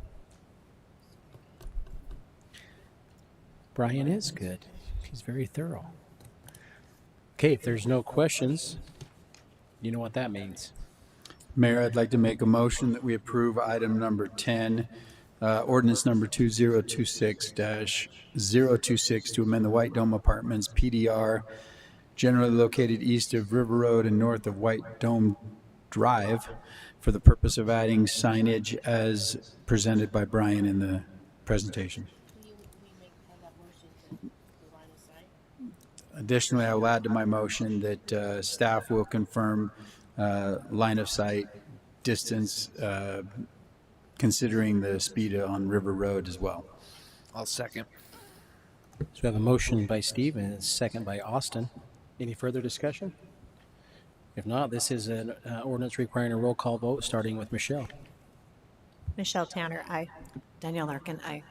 Natalie Larson, aye. Steve Kemp, aye. Austin Anderson, aye. Motion carries unanimously. Item number 11, consider approval of ordinance number 2026-027 to amend the Hidden Valley Master Plan PDR zone on approximately 11.7 acres generally located south of Hidden Valley Drive and west of Rio Road. Sorry, you get me again. Avenidas at Hidden Valley, kind of like John was saying, you kind of probably know where it's at, but just east of I-15, south of Brigham Road, more specifically just south of Hidden Valley Drive and west of Rio Road. Avenidas phases 1 and 2 is over here on that east side, and this will be Avenidas phases 3 and 4. Current zoning is PDR. It is part of that Hidden Valley and Fossil Ridge or Fossil Hills plan development that was originally approved in 1999. And current land use is medium density residential and public facilities. Now, just a note on that public facilities. As part of the original approval in 1999, there was planned to be an elementary school over there on the west side. In 2020, the Washington County School District declined to acquire the parcel, and it eventually became part of that residential area. Some of that was a shift for phases 1 and 2. That was in 3.1 and 3.4 areas. The area we're going to talk about today is 3.5 and 3.7. The allowed density at that time, or part of the approved plan, was 8 units per acre, and they are proposing a density of 4.6 dwelling units per acre. These are all going to be single-family homes. It's going to be 45 single-family homes. One thing that you'll also notice as part of this site plan is that there is a park over here on the west side.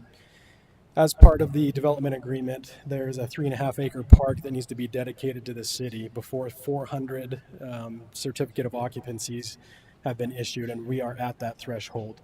So as part of that, it just has to be dedicated. The city's going to build it. From what I understand, the Parks Department is currently in the drawing process, but it will be the city putting it in. Landscape plan, staff will go through this with a fine-tooth comb when we get the official site plan review and go through it with the final plat. Some of the grading, if you wanted to see some of the topography, obviously pretty relatively flat out there, and the proposed utility. This has gone, the preliminary plat did go through all the different departments and did get it approved through Planning Commission. With that, Planning Commission held the public hearing on March 10th, 5-0 vote, one condition, that the road shall be required to be, or excuse me, that the developer shall be required to install the roadway improvements along their frontage and the park property as required by the city and their development agreement. That is the condition that Public Works requested to be put in there. With that, I can answer any questions, and the applicant is here as well. I have a question, Brian. Sure. It looks like there's a master plan future frontage road. That will not be affected by this, correct? It's still on the plan, the master plan frontage road? Might be a good plan or a good question for the applicant. I think Rick is here. Or Cameron. Or Cameron, true. Oh, Cameron.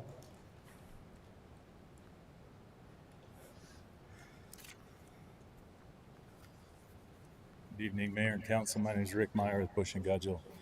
That's correct. The frontage road is actually currently in design right now, and along with the frontage road improvements, we're going to be dedicating that park with that road plan. Thank you. So. Any other questions for the applicant? If not, I'll entertain a motion. Mayor, I'll make a motion that we approve item number 11.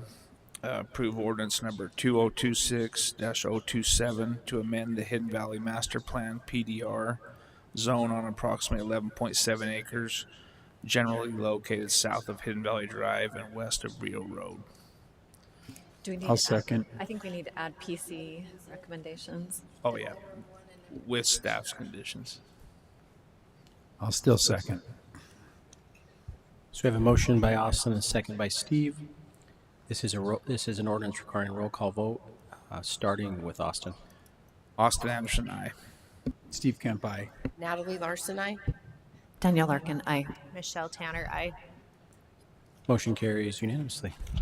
Item number 12, consider approval of ordinance number 2026-028, amending the Atkinville Interchange Area Commercial Plan Development Commercial Zone on approximately 5.06 acres located at Pioneer Road, south of Nighthawk Drive, in order to modify the previous approved Mojave Crossing development.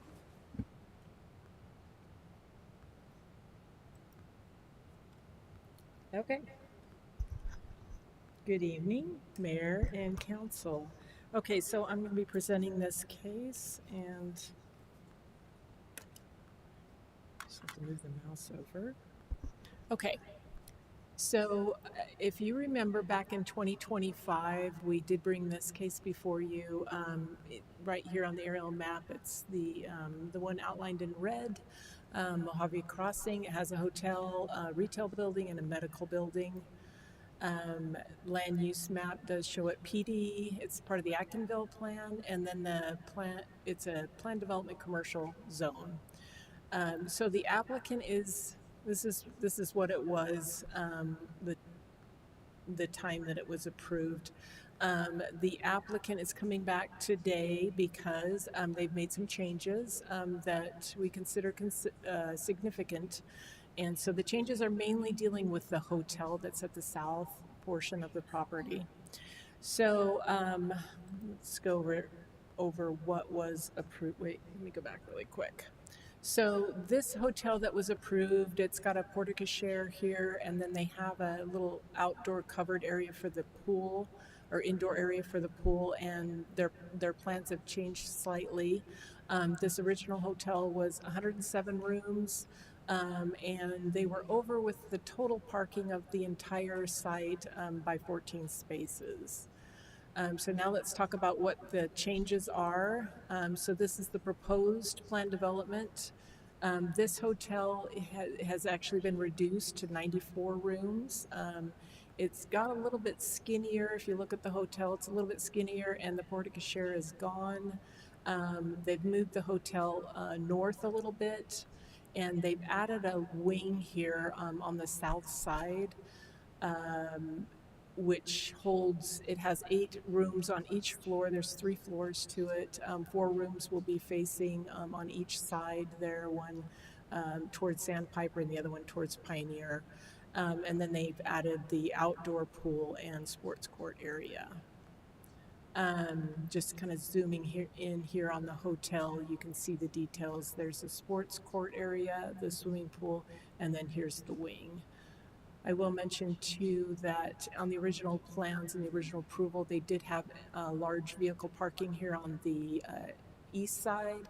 It's still there with this new plan.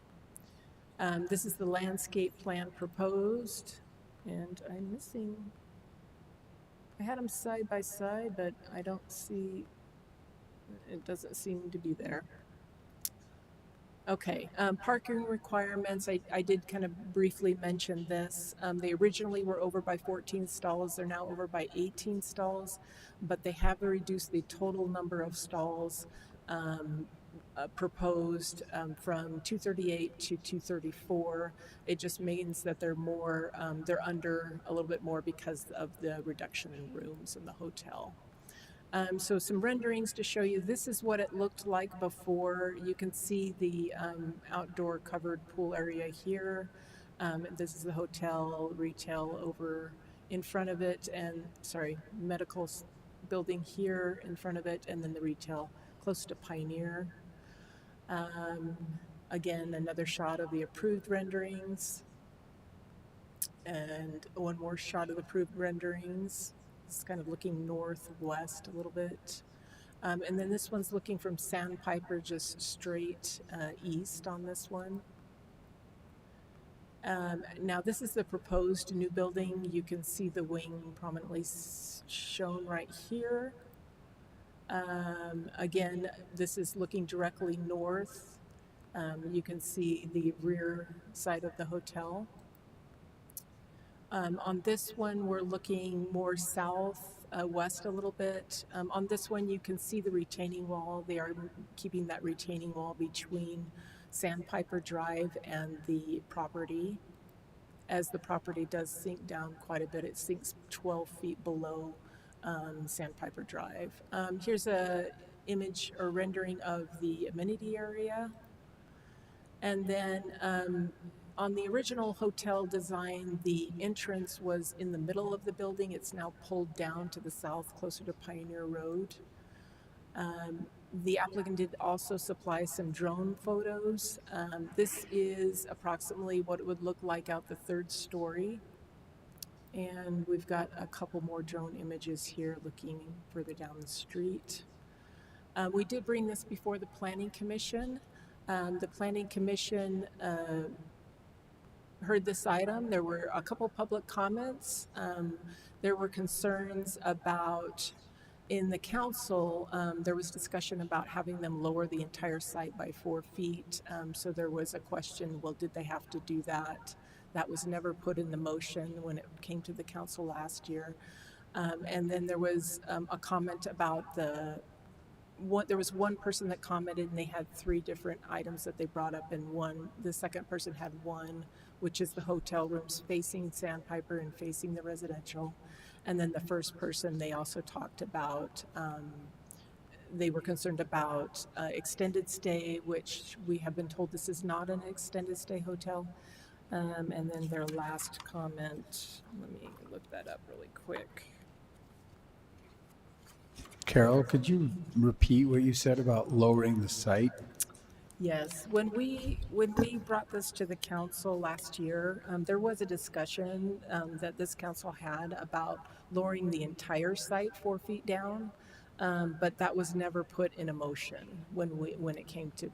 It was not part of the approval from March of 2025. No, it was not. In the approval from March, you see on the screen, there's 15 items there. There's actually 16, but the first 15 were the conditions that were put on this case back in 2025. Staff has kept all of them on there, and then we did add on an additional condition to have the lights around the amenity area off by 10 p.m. Just to ensure that, to keep that area dark for the residents that live close by. That's the only new condition added. So the one last comment that the first person that made the public comment had was they didn't see the landscape plan. We did have one, and then they were concerned about a lighting plan, which we do require the site plan approval time. So that's where we're at. The applicant is here. I'm just gonna leave these conditions on there. If you have any questions for me, I can go over anything in more detail, or if you have questions for the applicant. Are there questions for Carol or the applicant? Also, some of you may have received, I did, some emails from residents and some phone calls. Those, just a summary of that, those issues that came up were the pool going from indoor to outdoor and the wing. One of those did explain that it would have been nice if the wing was more towards the sandpiper and to help block the noise. Some of the concern was about what the noise from the pickleball courts, which I guess is a sport court, not necessarily just a pickleball court. So I don't know. You guys got those, I assume. Okay. Okay. Well, and it was interesting. I noticed in the explanation from the developer that they actually put the wing south specifically because there was discussion before the residents not wanting the windows of the hotel closer to Sandpiper. So I think they're just trying to balance, at least it sounded like they were trying to balance the requests from Sunriver from before. And I think there was some discussion previously that there weren't going to be a lot of windows on that end. It's interesting after this went through City Council, after I think 3 times it went through, after visiting with Sunriver residents, the concern there again, if it was extended stay, that the parking wasn't sufficient because they felt like a lot of construction workers and construction trucks may use that hotel. And I don't know how you tell whether a hotel is extended stay or not because we don't limit nights, and maybe it has a fridge in it, some other amenities. But to me, I understood that a little bit differently after watching construction trucks and their equipment park in hotel parking lots that don't go on site, that don't go out on site. And I think the difference is in Sunriver, they own their roadways. So they don't want those other vehicles spilling into their neighborhoods when they don't fit in the parking lot. I think as a city, we did a really good job of saying we don't want any egress on Skyhawk or Sandpiper. Well, anyway, so they had to come off Pioneer to get there.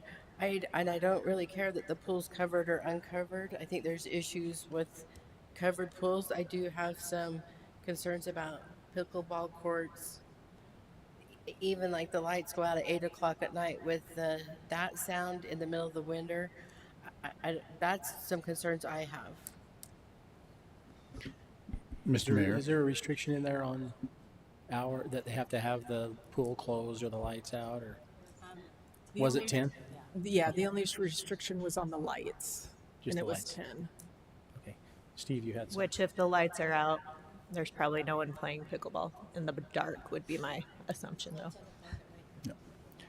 Mayor, I'm just concerned that this council and the staff and the planning commission spent, 15, now 16 conditions to this item. I know that I personally spent several hours on site trying to figure out how to find a compromise between the parties.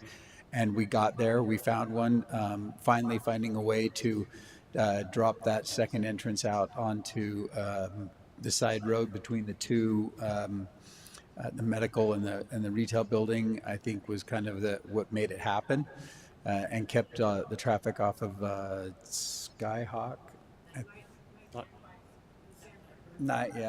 Sandpiper, sorry.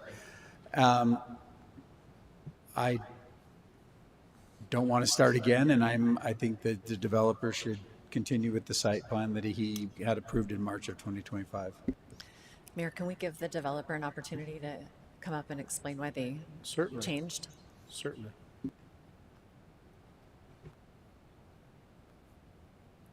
Hi, Council. Thanks for having us tonight. I'm Colby Anderson with CIR Engineering.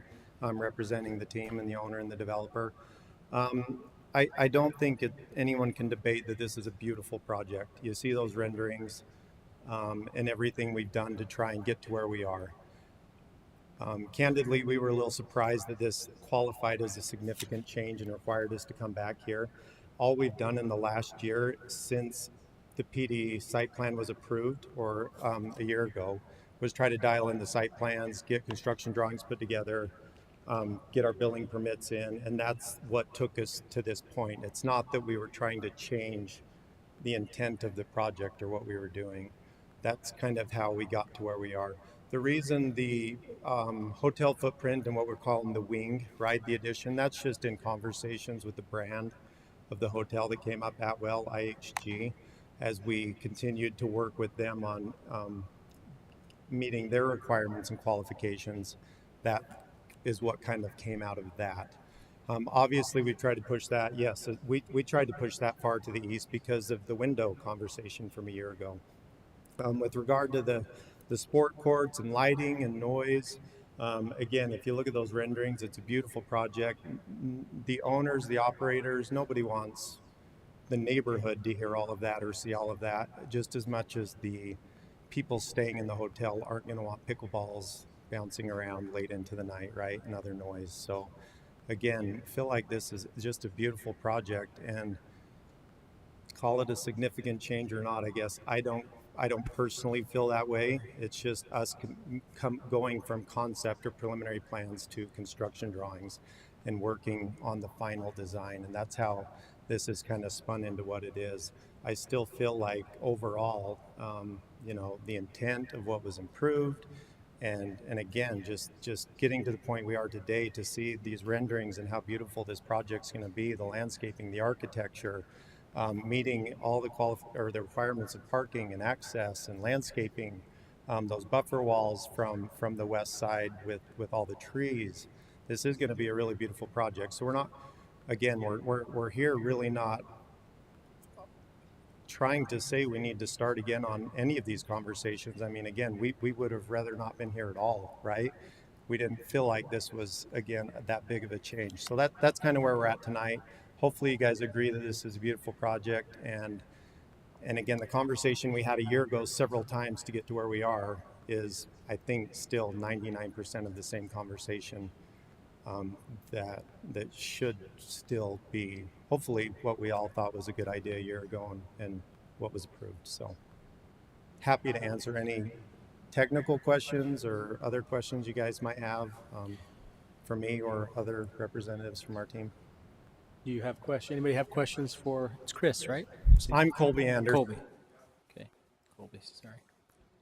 I don't have any necessarily questions, but just to that point, we did have all of those conditions already. We're at 15, and with this change, there's not any others that the Planning Commission came up with other than one, being, hey, don't have the lights on after a reasonable time, after 10 p.m., which, to your point, even I would think that you would do that anyway for the courtesy of people trying to sleep in a high-end hotel, right? For our residents, the hotel patrons, as well as the city residents, of course. Right, and so, I mean, I'm seeing you have that wall for the sound barrier. You're going to have vegetation. There's the roadway, sandpiper in between the residences. Personally, I don't see this as a significant change either. Moving the amenities slightly, indoor to outdoor, lights are out at 10. I don't see this as a significant change or need to put additional conditions outside of what the Planning Commission already did. Thank you. And yeah, just one further note, those windows of those rooms facing to the west, just so you know, that is over 240 feet away. Those drone aerials we did in the very, very beginning was, if you remember, one of our very initial site plans where we had the hotel running north and south, right? So all the windows were facing there. So we flew a drone up there near the west side of the property at about 25, 26, 27 feet. And you can see that you couldn't really see into anybody's properties. And through other iterations of the site plan, right, the hotel is shifted east-west.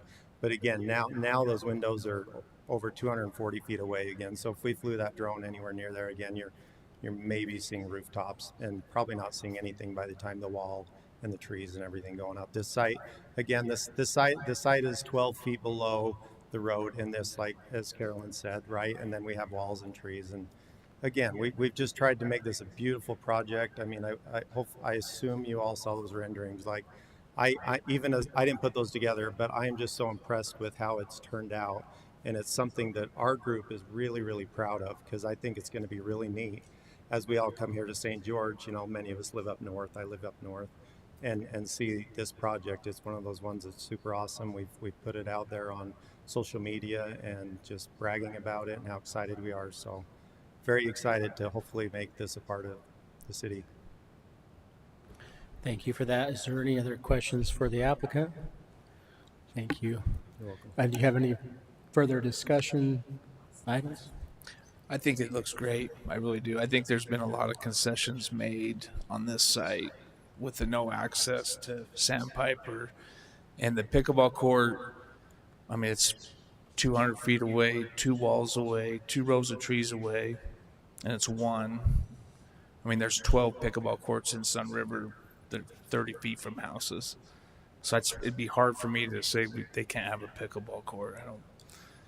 So, huh? No, I just, they're already 12 feet below the other road. I don't think I feel like we I put remember that we quite a didn't bit. put it in because once we figured out the exits, then we figured it was okay. Yeah. I will check into that. And it was a lot of discussion on that. Councilman Kemp he had some good information on that, but it was not required in the motion. So that's the crux of that. Mayor, I'll make a motion if we're done with discussion. Okay. Mayor, Go ahead. I'll make a motion that we approve ordinance number 2026-028, amending the Atkinsville Interchange Area Commercial Plan Development Commercial Zone on approximately 5.06 acres located at Pioneer Road, south of Nighthawk Drive, in order to modify the previously approved Mojave Crossing development, including all 16 recommendations and conditions from the Planning Commission. So the 15 original conditions that we had lengthy discussion on, and then also that the amenity areas have their lights shut off by 10 p.m. Second. So we have a motion by Danielle, second by Michelle. Is there any further discussion? This is also requiring an ordinance requiring a roll call vote, starting with Austin. Austin Anderson, aye. Steve Kemp, nay. Natalie Larson, nay. Danielle Larkin, aye. Michelle Tanner, aye. Motion carries by a 3-2 vote. Okay. That's it? It's the end of the meeting? Oh, okay. Well, okay. So that's the end of our agenda items. Reports, unless we already did our appointment, so our reports, Michelle, let's start with you. Any reports? No reports. Awesome. I don't know if you've heard, but the Aquabats are going to be here tomorrow night at 7 p.m. So just thought I better report on that. Our art festival this weekend, everybody knows that, and it's one of our big fun events. But since I'm over arts, I'll just highlight it. Very good. Natalie? Well, I believe tomorrow morning we are going to unveil a statue, or at least you are, at 9 a.m. out here in the plaza. Yep. But you want to say something about that? No, I'm glad I would have said that when we're all done, but since you're saying it, we're perfect. 9 a.m. Be there. And we have Easter egg extravaganza going over at the All Abilities Park at Thunder Junction, which is always fun, and the Easter bunny's there, and the Sun Bowl continues to move forward. And also remember, after the ribbon cutting and the unveiling of the statue, you should have gotten your invite about picking your art piece at the. Have you got any information on that? Oh wow! Oh, you are, man. This is going to be your first time. You get to go and pick your favorite art. So they'll have a ribbon for you. You can go pick your council choice. Thank you, guys. You can pick your council's choice and give them the ribbon. Yeah, tomorrow. And then the art festival goes tomorrow and Saturday, but they'll want you there to do that if you can. So pick your piece. So the artists, they really love that. Especially when it comes from people like myself who don't even understand art, but they love it when it speaks to people like us. So actually today I went and picked out a watercolor up here at Gallery 35. So fun stuff. Steve? No reports. Austin? I met with the planning department. We're working on the CBD grant money and what we can fund. And one of the things we realized was we can use some of that money to fund sidewalk and driveway bridges in the LMI areas. So hopefully we can use that to help offset some of our shortfalls in the roads. Very good. I have to say one more thing about art. Go ahead. So since you said you don't understand art, I have to say that sometimes there's this idea that there's like this snobbery in art and only certain people understand art. But I think that is completely wrong, because I think everyone loves what they love. And so whatever speaks to you, that's art to you. And we got to get rid of the highfalutin. You have to have this knowledge about art, because art speaks to you, and whatever you love is good art. Yeah, I had the privilege too this past weekend to go by the Art of the West. Is it the Art of the West display up at the Museum of Art, and met an artist. Oh, I can't remember her name, but anyways, a very influential artist who flew in just for that show. She's the one that runs the Art of the West. Super cool art. Enjoyed that. Some of them, yeah. Oh, yeah. I was also able to be here with the Art Around the Corner, to meet with some of the artists and hear about those sculptures that are around our community. Super cool. Loved it. The one right out here in the plaza, the Two Sisters, and to visit with her and talk about her and her sister and how that inspired her to do that piece, which looks really good right there. Yeah. And she pointed that out. It looks really good right there. It probably should find a permanent home right there. So it was fun. No, lots of fun stuff happening this weekend all across town. So anything else? Okay. Well, the good news is that we're done. The bad news is that I'm going to need a motion to adjourn, and then I'm going to need a motion to go to a closed meeting to discuss litigation, security, property acquisition or sale, or the character and professional competence or physical or mental health of an individual. So there you go. I'll make a motion to adjourn. Session. Oh, I'm sorry. A week without a closed session is like a week without sunshine in my life. So thank you. So a motion to adjourn and go into a closed session. Is that the process? So, no one's going to second it. Yeah. We're not going to second. They're leaving you hanging. I'll second. So we have a motion by Austin, a second by Danielle. All in favor, say aye. Aye. Aye. All right. Thank you. We'll reconvene in a closed session. What's that? Did we even vote? They said aye. Nobody said nay yet. Oh. All in favor, say aye. Aye. Opposed. Okay. I didn't say, did anybody oppose? No. Motion carries unanimously. And adjourning the meeting is non-debatable, but we do have to reconvene, so we had to agree. All right. Okay. You guys are making this job hard.